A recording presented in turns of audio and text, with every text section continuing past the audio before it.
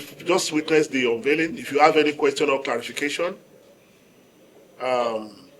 please go ahead and ask. Okay. Yeah.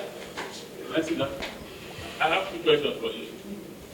One is, by our findings, we know that this place used to be Atiku's presidential campaign office. So, how come you are using this as the national secretariat of the ADC? Considering the fact that there have insinuation that the presidential tickets have already been considered to Atiku. That's one. I'll ask you to let the last question. Okay, thank you very much. It's a very good question. It's true, Alhaji Atiku Abubakar used to be the tenant of this building, right?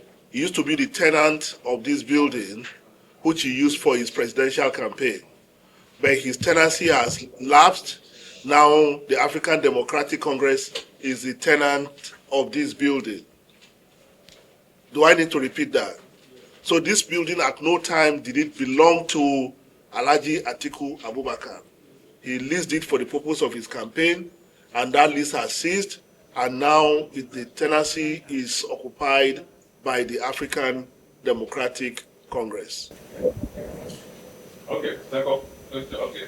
MPS, we need a so the point I'm making is that, sorry, to address conclusively what I was saying, this is not an indication of anything, because you are insinuating that probably this is the direction the party is going.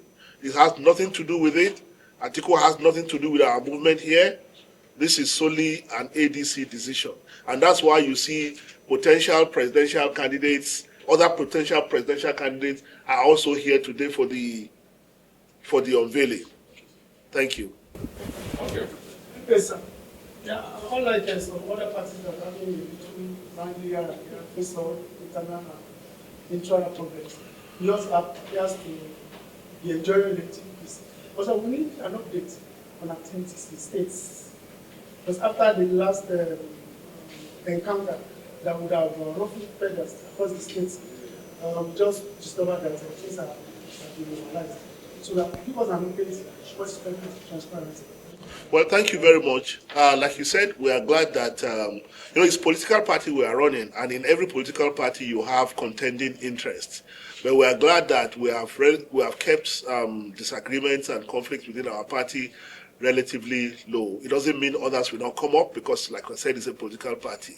But the most important thing is that the national headquarters of this party, under the chairman of David Mark, has made it clear that the party will be fair to everyone concerned. And as long as there is fairness and justice, if you look at those other parties we are talking about, at the root of what you call their crisis is injustice and lack of fairness to party members and other leaders.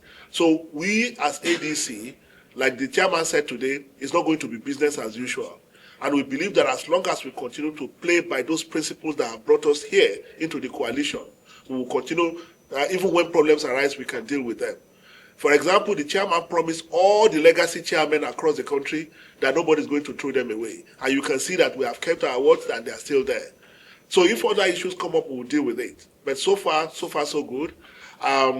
Many states have set up they are setting up their transition interim committee, because our Congress will come up in February. So they are setting up transition committee that will manage the affairs of the party for the period of 90 days, pending the time of the congresses. But very soon you will see membership registration and validation across the country in the coming days. Thank you. Okay, yes, Chairman, National Police Secretary. My name is Secretary Brian from Houston Johnson Edition. The expectation after the unveiling of this headquarters is probably at the subnational level we get to see the same thing. So my question is, what do we expect in terms of next steps after this? Well, like I said, by next week, inshallah, we'll commence membership registration and validation across the country. We are aware that time is not on our side.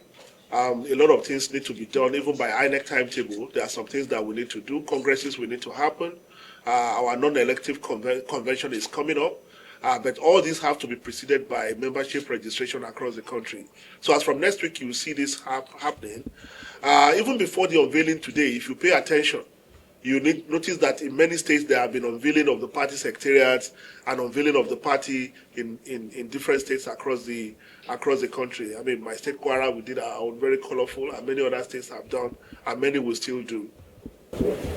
All right, Francis Saliba from Punch Newspaper. Sir, following what we witnessed in Ibadan, with the expulsion of a Wike and the rest, there are speculations making the round in the last 2 days that Atiku Abubakar might likely make his way back to the PDP. We don't know what your reaction is to this. We don't have any information to that effect. But in case of eventuality, again, I will not speculate. Hello, sir. Go ahead. I could recall that at one of the meetings, the last next meeting of the party, there was a pronouncement that those who have not left their erstwhile parties should formally resign so that they can eventually be captured as members of the ADC. Is there a deadline to that? I mean, there were no deadlines, but there were milestones that on which those were hanged. For example, you saw Malam Nasir El-Rufai here today. The other person was Excellency Peter Obi, whom we gave concession up till the end of the Anambra election. Now, the Anambra election is done, so we expect that everybody will now come back together fully. But the position of any of these leaders you've mentioned have not changed from their original position that they are part of the coalition and part of the ADC. So they have not told us anything to the contrary. And ADC performance wasn't very quite impressive. Wasn't impressive. Is it that the party didn't support the candidate very well, or that the party presented a popular candidate? Why that level of all out at the state level? Whereas at the national, you are seen as a very viable opposition. Well, I mean, there are two ways to look at it. Number one is Anambra is a peculiar state. You'll agree with me that not even the ruling party has managed to take Anambra from ABGA. You know, not PDP, not APC. So it's nothing particularly calamitous that we did not win the Anambra election. That is number one. Number two, most of the process that led to this, without denying our candidate, most of the process that led to the election had been concluded before the coalition came on board. You know, so there are a lot of things that we just have to allow to play themselves out. You know, but like I said repeatedly, that those elections should not be a measure of where ADC stands now or where we could. Well, I don't think the question is whether we are more prepared than ADC, than APC. I don't think that is the concern of Nigerians. I think the concern is whether ADC represents an alternative that they desire. Because one thing that is the consensus today is that Nigerians don't want this APC to continue. We can travel from here to Maiduguri, from Maiduguri to Abeokuta, and Abeokuta to Anambra. The consensus appears to be that they don't want this APC to continue.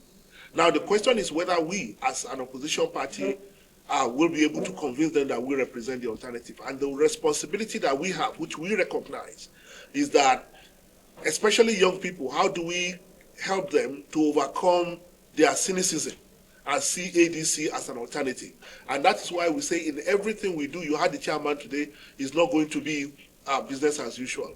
If you take time to read our anthem, I don't think any political party in this country had sat down to write an anthem that will guide its operating philosophy. We didn't just write an anthem, we put it out there in the public. Passerby can see it. And in the coming days, we are going to release our ethical principles and philosophy. That if you are a leader or a member or official of ADC, these are things you must do. These are things you cannot do. Look, we're not doing this because we just want power in 2027. We are doing this because we see an opportunity to reset Nigerian politics and make Nigerians believe once again that good things can come out of politics and that politicians can actually serve the people. So we're not in a race with ADC in terms of who is better prepared or not. We are in a race in ADC in terms of convincing Nigerians that we are the party that best represent the interests and aspirations of Nigeria. In fact, both influential members of the PD, former members of the ADC and former members of the PD. Are we looking at maybe there's a likely partnership between the two parties to form a coalition against the ADC 2027? Well, I mean, politics is a game of number, and that number is addition, not subtraction. So if anybody in PDP or elsewhere want to come into our party, our door is open, they are welcome. However, they have to show that they are willing to commit to these minimum standards of behavior that we are setting for ourselves. We won't just bring them in because we need a crowd. Otherwise, the same thing that led to the destruction of that party will happen to us. So if you are coming to our party, you are welcome, but these are the principles. Are you willing to abide by these principles? Many of us in this party today also accept that there have been part of things in the past that they are not very, but we are saying that going forward, this is where we draw the line. ADC is saying going forward, this is where we draw the line.